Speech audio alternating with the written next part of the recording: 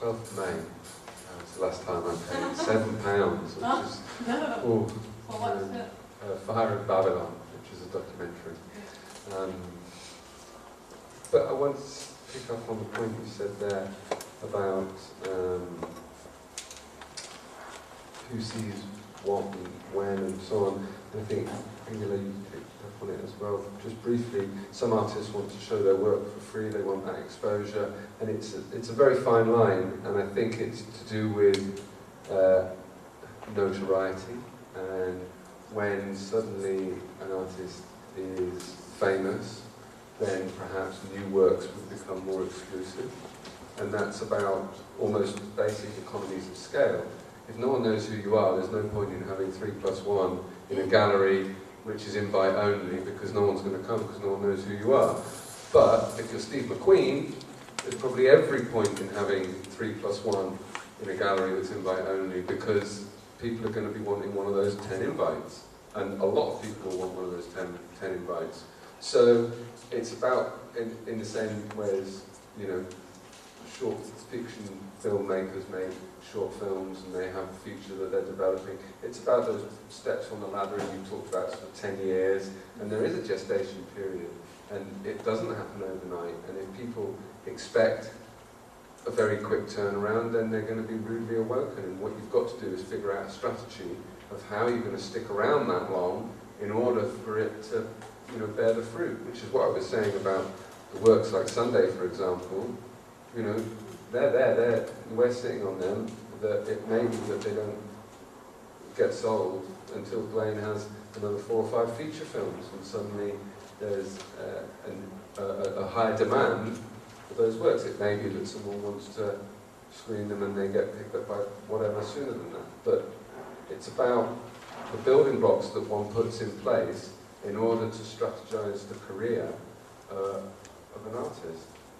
So yeah, and a point about people want to see stuff for free, with the feature film, as soon as the DVD was available, suddenly it's on this website and you can download it here. And of course, in Southeast Asia, there's no DVD market because everything's available to download. And you can stand there and you can say, well, I'm going to take this down. Or you can say, actually, it might be another 10, 20, 30, 50, 80, 100, 200,000, 3,000, 5,000 people watching the work. And if they like it, you never know, they might buy a DVD, but they might also be interested in the next one. They might remember the name. So, again, it's sort of building blocks of a career. I think this is a very important aspect, that every video artwork is different, and every strategy for every artwork is also different, online as well as offline.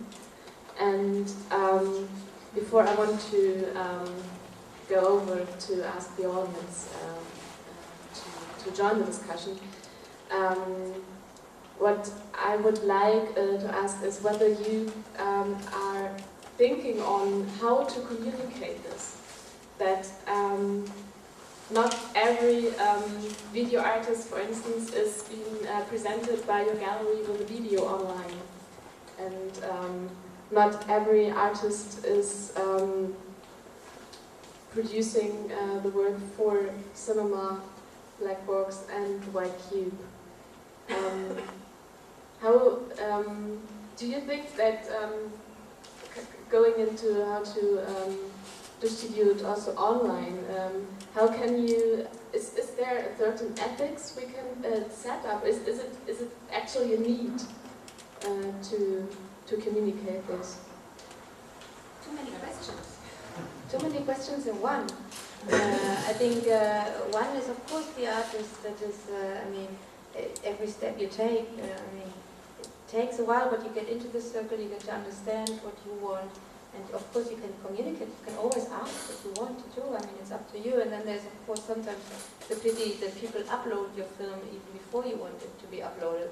But okay, then you go with it. Or other people like your artist Blue, I mean, and David O'Reilly, they feel super free about putting their work online whenever they want to, and still make a lot of money with the work because of winning festivals or whatever. But then, yeah, I think as we said before, every work needs something special. So and there's going to be communication between the distributor or the gallerist or the festival, so I don't see the problem. Yeah, but my question was for instance, Arsenal Distribution is now setting up an online database, which is called Living Archive.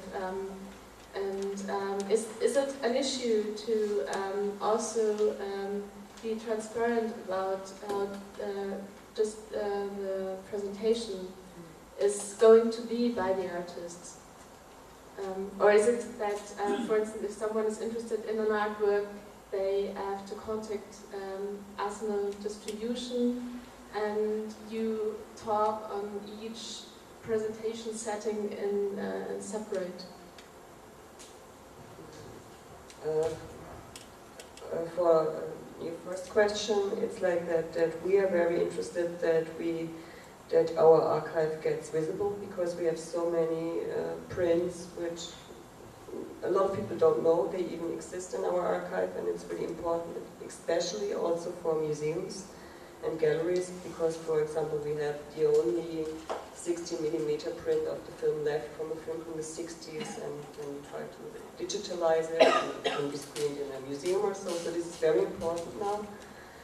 And the second part of your question is, in a way, you know, if it's a single screen version, people can just get in contact with us and book the film, and it will be screened in a cinema or so, but in a lot of cases they discuss with us what they want. If it's single screen version and installation or whatever, or it was planned as a single screen version, but they want to show it in a gallery space, and I have to ask them, yeah, in which way? It's a 60mm print, you have to do other prints, it costs a lot of money, or you want to have it in a digital form, we don't have it digitalized, are you going to pay for it? So in most cases we have to discuss everything on booking in a way, but that's the normal work.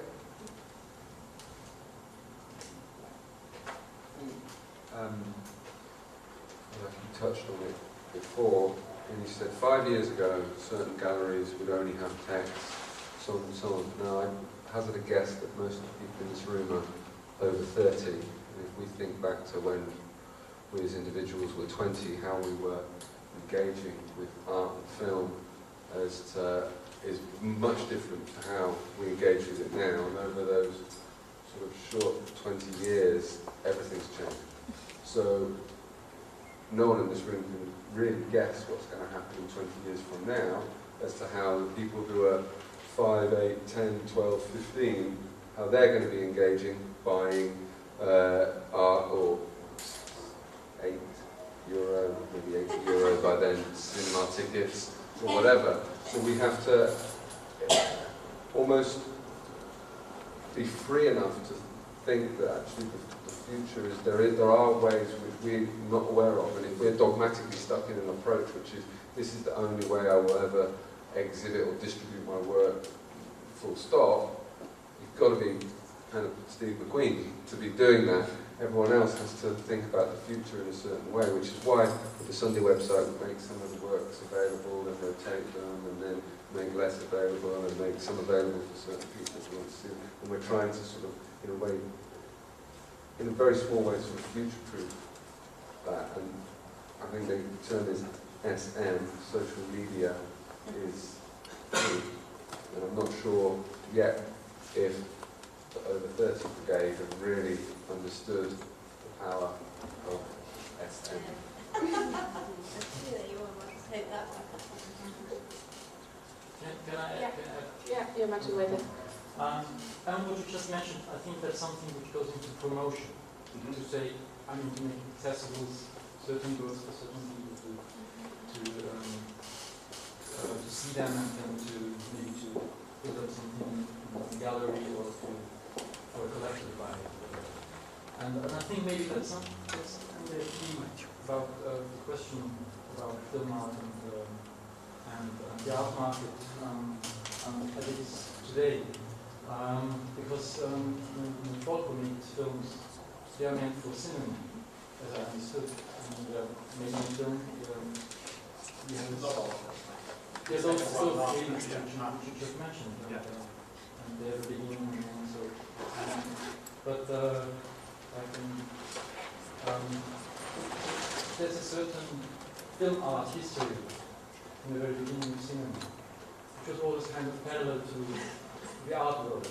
And it's just like the last 10 years, maybe 15 years, that those two fields kind of intermerge. And maybe to No, at the beginning.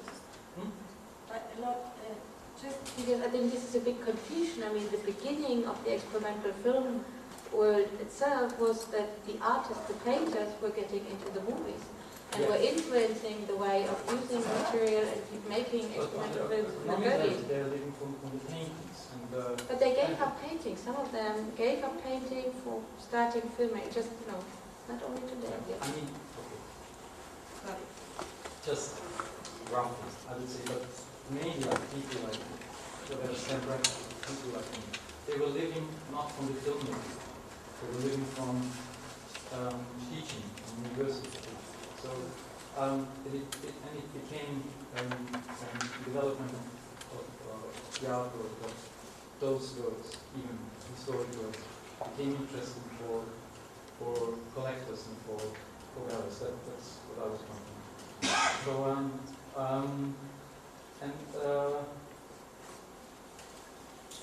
where else would I go? To come back to this question of promotion, which is a question of visibility. So, for example, what we are doing, because I'm working for Six Spectrum, which is distributed for Austrian shorts and video art as well. To make film successful through festival distribution, but on the same hand to make it also available for collectors if they're interested in buying something. Of course, that will not go into the edition. And I think that's an interesting way what we're doing as well with the screenings in Berlin to make machines works in cinema. We're doing it for free, which we want to do because we will ask for certain money back to the artist as a rental fee. But it's kind of the same idea to make something visible, also to improve their value.